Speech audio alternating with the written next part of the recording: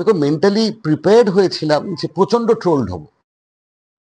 কারণ যখন teaser release হয় তখন ট্রোলিংটা কিন্তু শুরু হয়ে যায়, মানে ঋষভকে নিয়ে ট্রোলিংটা শুরু হয়ে যায়। কিন্তু আমরা কনফিডেন্ট ছিলাম, সায়ন্তন, আমরা সবাই কনফিডেন্ট ছিলাম। সায়ন্তন আমাকে শুটিং করে ফুটেজেস গুলো দেখিয়েছিল। ঋষভ খুব ভালো করেছে, আমি শিওর ছিলাম যে ছবিটা হলে রিলিজ করলে ইট উড বি অ্যাকসেপ্টেড। ইউটিউবের কমেন্ট বক্সে অসম্ভব ট্রোলড হয়েছে, অসম্ভব ট্রোলড হয়েছি। এবং অনেকে বলছিল যে ছবিটা পিন্ডি চটকানো হচ্ছে শার্লক হোমসের, ফেলুদা বোমকেশ, অনেক হচ্ছে শার্লককে নিয়ে টানাটানি হচ্ছে কেন। তো আমি উত্তর দিতে পারতাম, কারণ আমি দ্য হাউন্ড অফ দ্য বাস্কারভিলস নিয়ে কিন্তু বাংলায় কাজ হয়েছে, হিন্দিতেও কাজ হয়েছে, জিঘাংসা হয়েছে 1950, 55, 56 এরকম একটা সময়।